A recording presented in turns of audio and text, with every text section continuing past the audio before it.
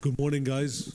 Good Fabien, morning. Cécile, it's nice to meet you guys. Nice to meet Welcome you to Inspire and Connect East Africa. Thank you guys for taking the time to come and sit with me and do this. Tell me a little bit about Konexio. Yeah, so Konexio is a social enterprise which has been created 8 years ago in France by a US citizens who was refugees from China. She arrived in France and she thought, okay, there are so many refugees and it's so difficult for them to integrate themselves in the French society. And she thought the main problem was tech issues. So she created social enterprise which train refugees arriving in France on digital skills. So that is Konexio at the beginning. And what kind of skills are we looking at? What sort of, are you focusing on any particular area? Yeah, so we focus on entry to mid-level skills. Mostly right now we train them on areas like data, so it could be data annotation for machine learning, it could be data transcription, collection. We also work on prospecting, so lead generation, for example. They can also do customer support, research, so that types of entry to mid-level skills. And do you then help them find employment as well? It's fine. There's a lot of people doing training on this continent, but then does it translate into actual job opportunities? Yeah, actually, because we came in Africa 4 years ago, and the idea is to design a program which is clearly linked to the job. We are so surprised by the number of training programs in Africa because everyone knows that digital is important. So there is a lot of training program on digital, but the key thing is how you connect the end of the training program with a job. And that's where Konexio make an innovation, because we connect them to jobs online, not jobs right now in Kenya, because we all know that there is not enough job in the country. So thanks to the digital skills, they are able to work online, and they work on freelancing digital platforms. I don't know if you're familiar, but there are a lot of platforms like Appen or Upwork, where anybody from all over the world, they can start working online and get some money if they have the digital skills.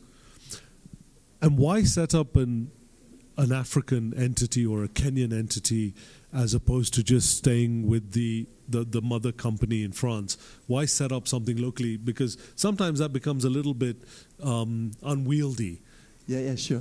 We were discussing about that before. We know how complex it is to start something here because of many reasons of the bureaucracy, the local complex thing. And at the beginning, what we did is everything was operated from France. So we had one guy in Kenya, and everyone was all over the world. But it was not so efficient. You know, it's much better to be locally here, to meet people, to do some networking. So the first reason is to be locally active, to create real networks, and to be more efficient. The second reason is if you are not locally present, it's very difficult to get a team. So right now, we created the Kenyan organization in August, and right now we are about 10 people locally based in Nairobi. Yeah. And is the plan to expand outside of East Africa to go? I mean, I'm again surprised. We talked about this earlier. I'm surprised that you started in East Africa. Most French companies would gravitate towards West Africa and some of those. So it's interesting that you're starting off in East Africa. But is the plan then to expand across Sub-Saharan Africa? Actually, we started because we met another organization which was working in refugee camp called GRS, and they were working in Malawi. So that's how we arrived there. Maybe we could arrive in Bangladesh or South America, but we arrived in Malawi, and then we came to Kenya. And right now, the strategy is to focus on this area because there are so many refugees. We talk about millions of refugees already in the area because of the Sudanese and the Congolese conflicts. So for us, that doesn't make sense to go elsewhere. So we want to focus here. And Nairobi, as you know, is the best place to start something. And the doing business approach of the country is so great. So we can combine our social impact with a real doing business approach here. I mean, you mentioned the reason you came was because you partnered with a local organization. Is that the model going forward, is to actually find local partners that are already doing things in this space and then empower them to become better? Yeah, clearly. Actually, today we are more on a capacity building approach. So we train people, we provide a curriculum, we connect to jobs, but we are not the one who have the facilities on the ground. And we partner with local organizations. like it can be an NGO or it can be what we call a RLO, refugee-led organization, which has been created by people. Actually, we are so impressed by the quality of entrepreneurship here. So we want them to get more skills, to be better and at delivery and better at selling services, rather than doing everything. So we believe that there are enough smart people to do the jobs, but they need a bit of capacity building. That's our mission. And it makes a lot more sense also at a cultural point of view, like to have people from Kenya, from Kakuma, to train people in Kakuma. And I think it symbolizes quite well this day today. It's how to make business between local Kenyan people and French citizens. So that's what we are doing. And Fabien, you've come to the point of this conference or this gathering of inspire and connect. But connecting people, often we think of connections as people from outside the continent connecting with us here. That's obviously part of it. But connecting people within the continent or within the country is also hugely important. And it's something we don't do enough of. You know, we tend to look outside for connection. So what do you hope to get out of this gathering today? And how do you hope to, what kind of connections do you hope to make?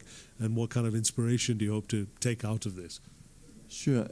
Actually, today we have one ambition is to promote, of course, our organization, but also is to connect with different partners. We are looking concretely to two kind of partnership with corporates, with companies. The first one is we are doing some training programs, and that has a cost, and we are looking for some foundation or philanthropy actions from company to support that training. And the second one, which is a bit different, but it's still companies, is to deliver some services, to sell them some services. Right now, you know, all the outsourced jobs are offshored in India and Philippines from the US and Europe. And we strongly believe that Africa, and especially Kenya, is one of the best countries in the world to operate that. Why? Because you have a perfect time zone with Europe.